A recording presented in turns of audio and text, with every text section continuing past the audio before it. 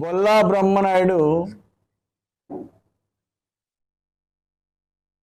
ఒళ్ళు బలిసి కొవ్వెక్కి మాట్లాడుతున్నాడు. పెద్దలు చెప్తారు, ఆరిపోయే దీపానికి ఎలుగు ఎక్కువని.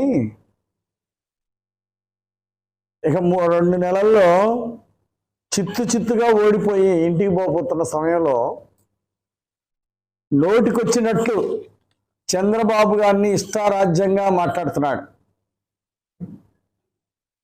మొన్న పల్నాడు జిల్లాలో రా కదలుగా ప్రోగ్రాము పెద్ద ఎత్తున జరిగితే ఆ స్పందన, ప్రజల్లో వచ్చినటువంటి భారీ స్పందన చూసి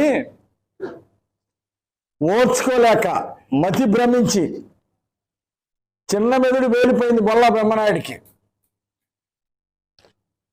ఈరోజు మైండ్ పోయి మాట్లాడుతున్నాడు బొల్లా బ్రహ్మనాయుడు. అధికారంతో మదం ఎక్కింది, కళ్ళకి కొవ్వు ఎక్కింది. అందుకే చిన్న పెద్ద తేడా తెలియకుండా ఒళ్ళు బలిసి మాట్లాడుతున్నాడు బొల్లా బ్రహ్మనాయుడు. అంటే చంద్రబాబు నాయుడు గారిని విమర్శించే సీన్ నీకుందా? చంద్రబాబు నాయుడు గారిని విమర్శించే స్థాయి అనేది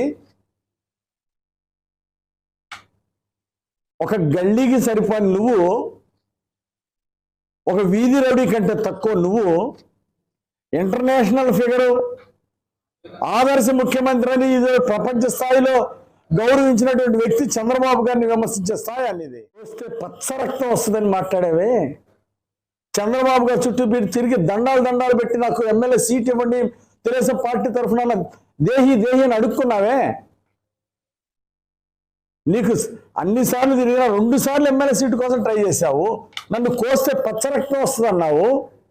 అందరూ చూసారుగా, పబ్లిక్లో వేల మంది జనాల్లో నువ్వు మాట్లాడి ఇప్పుడు మళ్ళీ చంద్రబాబు గారిని విమర్శిస్తావా? నీకు సిగ్గుందా? నీకు లజ్జ ఉందా? నువ్వు అసలు మనిషివేనా? చంద్రబాబు గారిని నోటికొచ్చినట్టు మాట్లాడతావా? ఈరోజు ఎమ్మెల్యే బొల్లా అహంకారంతో మాట్లాడిందని తీవ్రంగా ఖండిస్తున్నా. దీని ప్రజలే ఇలాంటి వెధవల్ని చిత్తుగా డిపాజిట్లు లేకుండా ఓడించి ప్రజలకు గుణపాఠం చెప్పబోతున్నారు. ఎమ్మెల్యే సీట్ అడిగి నువ్వు తర్వాత ఈ తెలుగుదేశంలో నీకు సీట్ రాలేదని చెప్పేసి నువ్వు పార్టీలు మారావు. ఎన్ని పార్టీలు మారావో నీకు తెలుసు, ఎన్ని తప్పులు చేసావో నీకు తెలుసు. నువ్వు చంద్రబాబు గారిని విమర్శించే స్థాయి అనేది. ఆస్తులు కాజేస్తున్నాడు, అవినీతి సంపాదన, లిక్కర్ షాపులు, బెల్ట్ షాపుల మీద ఇష్టారాజ్యంగా డబ్బులు వసూలు చేసుకుంటున్నావు.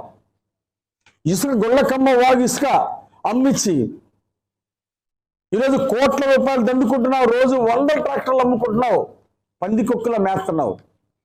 ఇది ప్రజలకు తెలియదు అనుకున్నావా? నీ అవినీతి భాగవతం ఎవరో తెలీదు? తెలుస్తాం. నువ్వు వైశాస్ భూములు, ముస్లిమ్స్ భూములు ఎవరెవరు ఎక్కడ లాక్కున్నావో, ఎక్కడ దోసుకున్నావో, ఎక్కడ ఆక్రమించుకున్నావో 2 నెలలాగు నీ కథ తెలుస్తాం.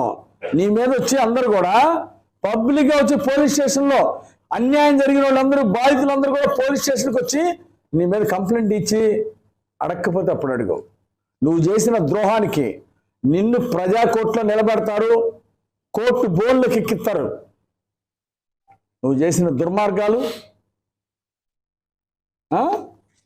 నువ్వు చేసినటువంటి అరాచకాలు ప్రజలు మర్చిపోతారా?